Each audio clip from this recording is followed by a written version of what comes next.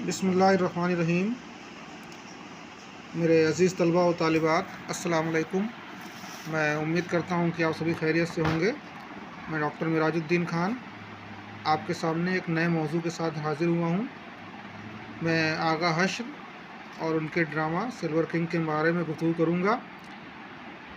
आगा मोहम्मद शाह नाम, तखल्लुस हश्र। वालिद का नाम आगा गनी शाह था। तिजारत के सिलसिले में श्रीनगर से बनारस आए और फिर यहीं सुकूनत इख्तियार कर ली। आगा हश्र की पैदाइश 13 अप्रैल 1979 को बनारस में हुई। आगा हश्र हमाजहत शख्सियत के मालिक थे। वो न सिर्फ आला दर्जे के मायानाज ड्रामा निगार थे, बल्कि बाकमाल शायर, शोला बयान मुकर्रिर और ख़तीब भी थे। आगा हश्र मशरक़ी तहज़ीब के दिलदादा थे। मगरबी तहज़ीब से उन्हें सख्त नफ़रत थी। मुल्क की सियासी हालत और कौम की ज़बूहाली पर उनका हसास दिल तड़प उठता था। हुब्बुल वतनी और हुसूल आज़ादी का जज्बा उनमें कूट कूट कर भरा था। इनके कई ड्रामे इन नज़रियात की तर्जुमानी करते हैं। आगा हश्र एक तरफ मशरक़ी अक़दार के परस्तार थे, तो दूसरी तरफ जज्बा इस्लाम से भी सरशार थे। आगा हश्र की आखिरी उम्र लाहौर में गुज़री। आगा हश्र का इंतकाल लाहौर में 28 अप्रैल 1935 को हुआ। आगा हश्र का शुमार उर्दू ड्रामा निगारी के अव्वलीन मेमारों में हो किया जाता है। उन्होंने अपने ड्रामों के ज़रिए न सिर्फ उर्दू ड्रामे की खिदमत की, बल्कि आवाम तक उर्दू अदब का नस्र व शेर का अदब पेश किया। आगा हश्र कश्मीरी के ड्रामों को 4 अदवार में तकसीम किया जा सकता है। पहले दौर के ड्रामों में ज़्यादातर अंग्रेज़ी ड्रामों के तर्जुमे हैं, मसलन मुरीद शक, मारे आस्तीन, आफ्ताब मोहब्बत, असीर हिर्स, मीठी छुरी वग़ैरह।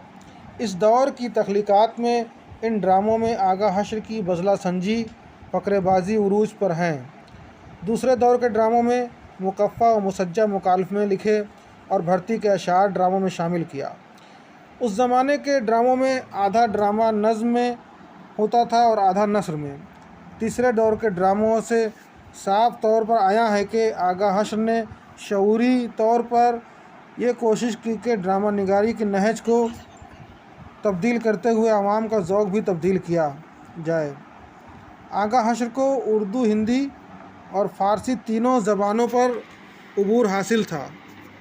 वो अवामी और आमियाना बोली के रमज़ शनास थे, चुनांचे बड़ी बेतकल्लुफ़ी से इन ज़बानों और बोलियों का इस्तेमाल करते हैं, जो बाज़ औक़ात नाज़रीन के लिए परेशान कुन भी साबित होते हैं। चौथा दौर आगा हश्र की फ़नी तरक्की की मेराज है। इस दौर में उन्होंने तमाम अदवार से ज़्यादा ड्रामे लिखे, जैसे आँख का नशा, दिल की प्यास, तुर्की हूर और रुस्तम व सोहराब जैसे शाहकार इसी दौर की तख्लीक़ात हैं।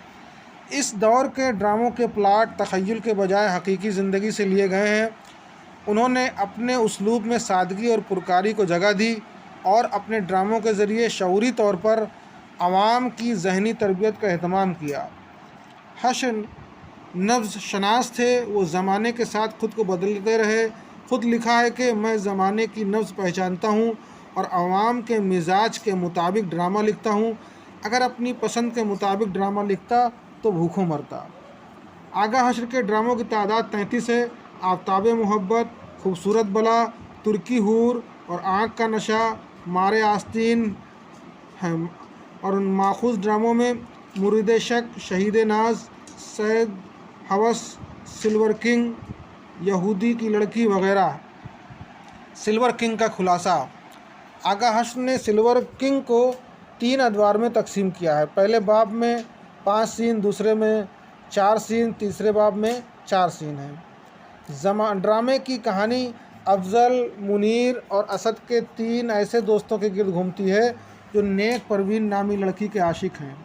परवीन उनमें से अफज़ल का इंतखाब करती है, लेकिन शादी और एक बेटी के बाद अफज़ल जुए और शराब का आदी हो जाता है।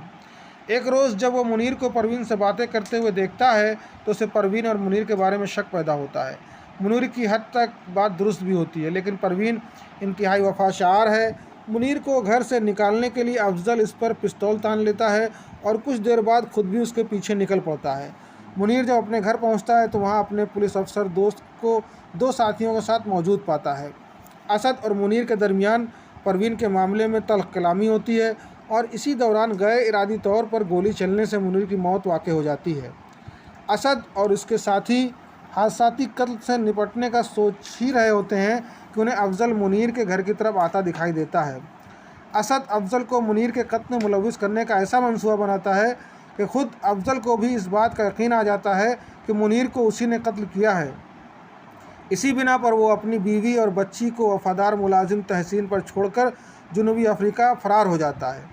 ड्रामे में मुनीर के घर का मंजर जब नब्बू के हाथों गैर इरादी तौर पर चलने वाली गोली से मुनीर की मौत वाक़ हो जाती है, उसके जाने के बाद असद पूरी कोशिश करता है कि परवीन को अपनी हवस का निशाना बनाए, लेकिन इसे कामयाबी हासिल नहीं होती।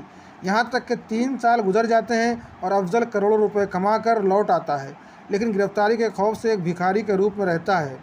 सारी नाकामियों के बाद असद परवीन और उसकी बेटी के अगवा का मंसूबा बनाता है ताकि परवीन की इज्जत लूट सके। इस मंसूबे की गुफ्तगू का कुछ हिस्सा अफजल सुन लेता है।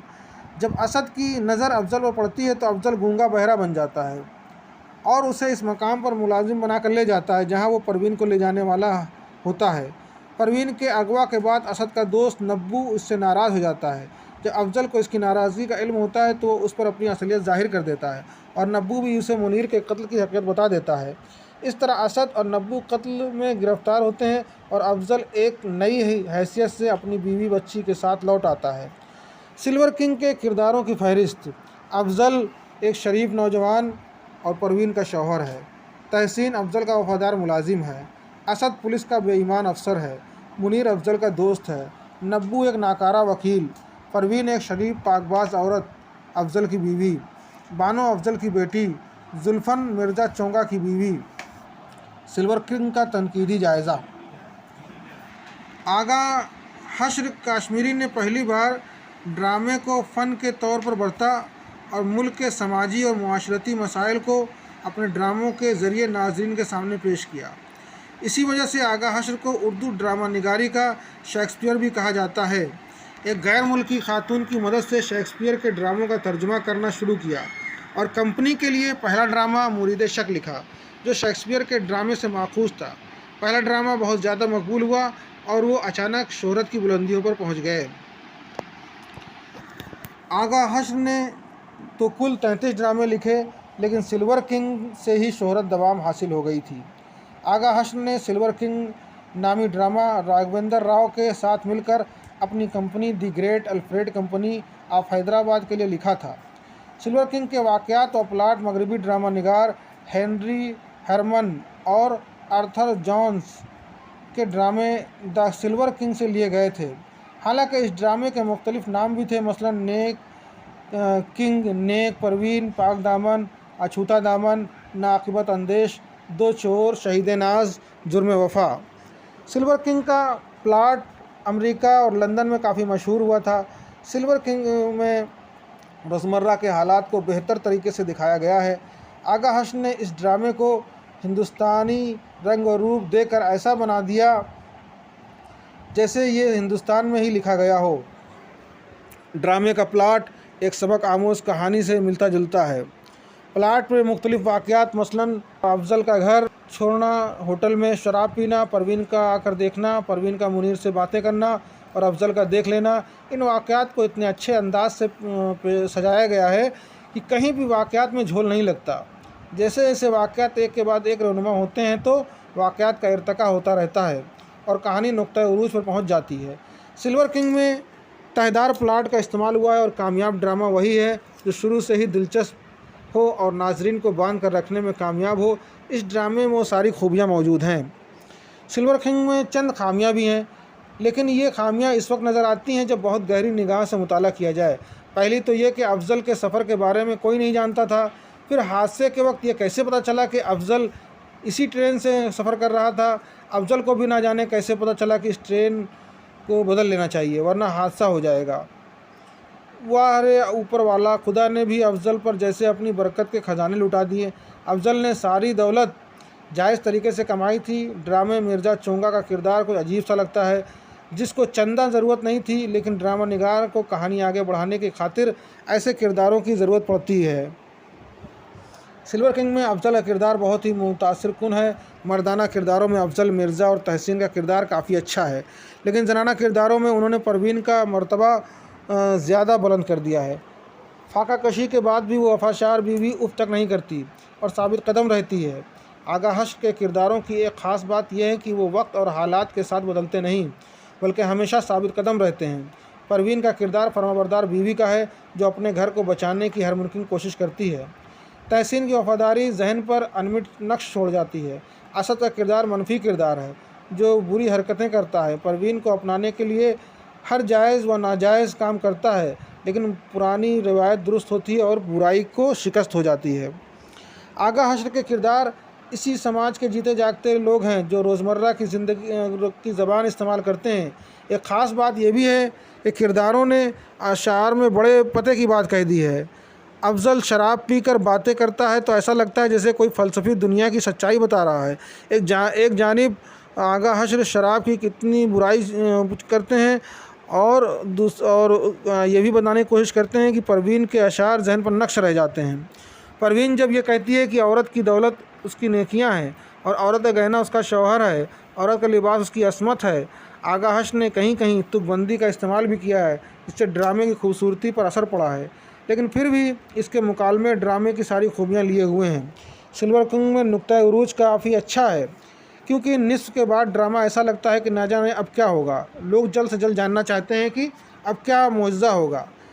सिल्वर किंग एक ड्रामे के साथ साथ सबक आमोज़ कहानी है। जगह जगह पर ऐसे फ़करे इस्तेमाल होते हैं जिनको सुनकर ऐसा लगता है कि वो दो किरदार आपस में बातें कर रहे हैं और तमाशाइयों को नेक और साले बनने की तलकीन कर रहे हैं।